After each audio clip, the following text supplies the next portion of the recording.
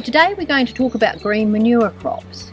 I've got this bed here that I tried out for the first time last autumn, and I really had disastrous results. So I've left it and it's been growing weeds ever since. So this morning I've dug it over and now I'm going to rake it out and then sow my green manure crop.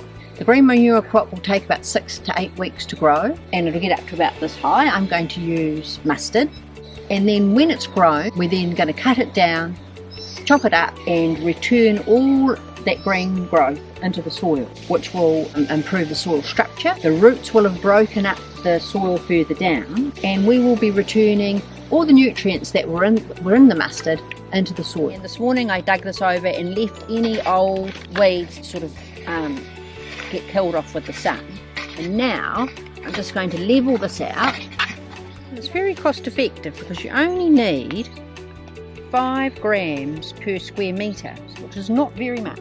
So it's just a matter of broadcasting the 5 grams on the ground like this, not too thick. So this is our patch of finely sown mustard seed, and the next thing to do is to rake it in lightly. Don't rake it in too much because it's very fine seed and you don't want to cover it over heavily. And in about 6 to 8 weeks this seed will have grown fully and will be in flower, and then you'll have to dig it in. Hi again. We're now 6 weeks on since I sowed my mustard crop, and you can see it's grown really well, nice and thick, and it's just coming into flower. So now I'm going to dig it in, and which will just mean I will chop it in half, and chop it in half probably again, and then dig it over and return all that foliage and root system into the ground. Today we're back in my vegetable garden, and I've got along our local organic gardener Joanne to tell us a little bit more about organic gardening and how to use green manure crops. So very soon my zinnias are going to come out, but previously in here I've had in past years brassicas.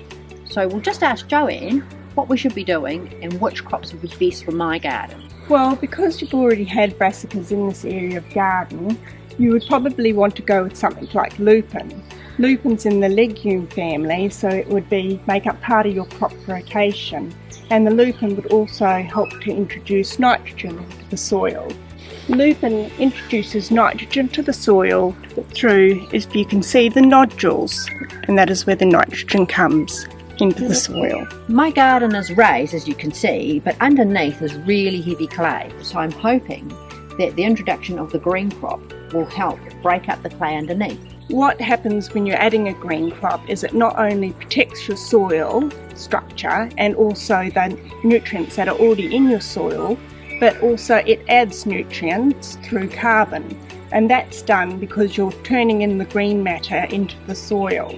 And so that will help improve the soil structure as well as adding those nutrients that you want. You also have other green crops, and they also do different types of nutrients introducing into the soil as well.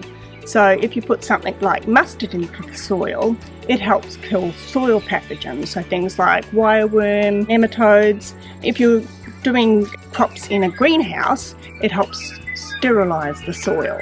So mustard's quite a good crop for that. Obviously it's in the brassica family, so you need to think about your crop rotations. And then finally we've got the mixed green crop, and that's got a mix of the mustard, the oats and the lupin, and that's a good general purpose crop. It'll help introduce that organic matter, which is the carbon, into the soil. It'll help give you that soil cleansing ability, the nitrogen through the lupin, and the oats will help with the green matter. So that's quite a good general purpose crop to have into the soil if you've got any bare patches. And what it does is it suppresses any weeds. So if you've got a bare patch, then you won't have the opportunity for weeds to germinate as well. And it's silly to leave your vegetable garden. If you're not going to use your vegetable garden over the winter, which some people don't, you should make it do something for you and improve your soil structure at the same time. And one other thing, birds love the seeds. So it's a really good idea if you want to net your seeds until they germinate, and then they leave them alone, because otherwise, especially for the mixed crop which has got the oats in it, and even the mustard, they will pick at it, and you'll get a less of a coverage. Okay, so you could put a netting on, sort of like I've got on my silver beet up there, just to make sure that the birds don't take them away. It's a wonderful idea. So Joanne, when would be the best time for me to sow my green crops? Well, it's best to sow in autumn while it's still warm, before you have frosts. You can also sow in spring, but that is using different types of green crops for spring. And if I've got a new garden, say, and I'm not quite ready to plant, and perhaps it's autumn, would it be a good idea to just sow a green crop right the way through so it's actually doing something beneficial for me all winter? Yeah, that's a great idea. It'll help suppress the weeds and it'll also improve that soil structure and add the nutrients before you start planting in spring. Oh, that'd be great. And so instead of seeing weeds through that new garden, I'd actually be thinking, oh yes, I'm doing something. It's a great idea. Thank you and happy gardening.